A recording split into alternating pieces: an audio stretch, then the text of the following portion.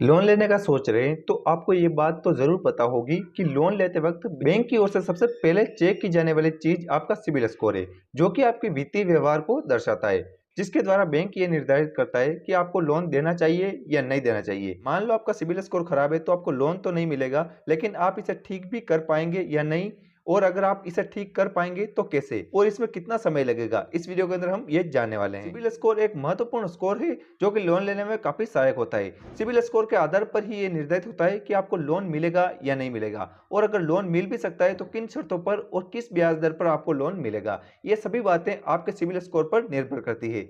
जाहिर सी बात है कि लोन लेना है तो सिबिल स्कोर तो अच्छा रखना ही होगा। इसके बिगड़ने पर आपको लोन मिलने के न के बराबर चांस है। बहुत से लोग तो ये भी नहीं जानते कि आखिर सिबिल स्कोर होता क्या है। इसलिए बता दें कि सिबिल स्कोर 300 से 900 के बीच 3 डिजिट का नंबर होता है, जो आपके पिछले क्रेडिट भुगतान के आधार पर तैयार किया जाता है।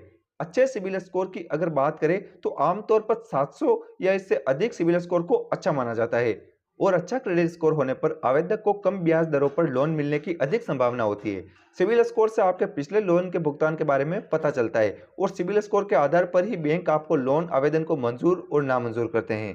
अगर आप लोन लेने जा रहे हो तो ये बातें आपको अच्छे से पता होगी कि बैंक सबसे पहले क्रेडिट स्कोर को ही चेक करते हैं। क्रेडिट स्कोर को सिबिल स्कोर भी कहा जाता है। जैसे स्कूल में बच्चों की परफॉर्मेंस उनके रिपोर्ट कार्ड में दर्ज होती है, वैसे ही क्रेडिट स्कोर एक तरीके से आपका रिपोर्ट कार्ड जैसा होता है, जो बताता है कि पहले के लोन में आपकी रीपेमेंट हिस्ट्री कैसी है। सिबिल स्कोर 300 से 900 के बीच निर्धारित होता है। आमतौर पर 750 तक या इससे ऊपर के सिबिल स्कोर को अच्छा माना जाता है, लेकिन कई बार हमारी कुछ गलतियों से क्रेडिट स्कोर बिगड़ जाता है। ये कई बार बिल्कुल 300 तक भी पहुंच जाता है। जाहिर सी बात है कि अगर आपका सिबिल स्कोर खराब होगा तो खराब सिबिल स्कोर पर बैंक से आपको लोन मिलने में काफी परेशानियों का सामना करना पड़ सकता है, और अगर लोन मिल भी जाता है तो आपको काफी ज्यादा ब्याज देना पड़ सकता है।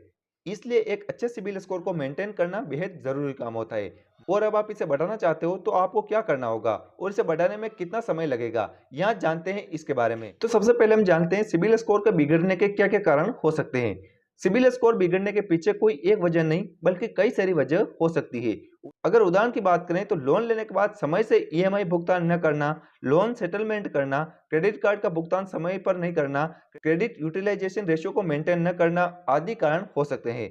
इसके अलावा अगर आपने ज्वाइंट लोन लिया है या आप किसी के लोन गारंटर है, और ऐसे में आपका ज्वाइंट अकाउंट होल्डर या वो बोरोवर जिसके लोन के आप गारंटर बने हैं, तो आपके सिबिल पर भी बुरा असर पड़ता है। आपका सिबिल स्कोर इन कारणों से बिल्कुल लो हो सकता है। क्रेडिट स्कोर मेंटेन रखना बेहद जरूरी काम है। इसे बिगड़ने में चाहे वक्त न लगे, लेकिन इसे सुधरने में काफी समय लग सकता है। अगर आप ये सोच रहे हैं कि कम होने पर आप झटपट से सिबिल स्कोर को बढ़ा सकते हैं, तो ऐसा बिल्कुल गलत है, और आपका सिबिल स्कोर तुरंत कभी नहीं बढ़ता है।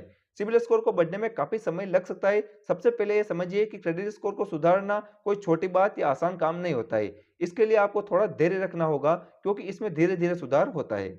आपके खराब क्रेडिट स्कोर के सुधार में कम से कम 6 महीने से 1 वर्ष तक का समय लग सकता है। अगर स्कोर ज्यादा कम है तो इसे बेहतर बनने में और भी ज्यादा वक्त लग सकता है। इसलिए आपको पहले से ही सिबिल स्कोर को मेंटेन करके रखना है और अच्छा बनाए रखना है।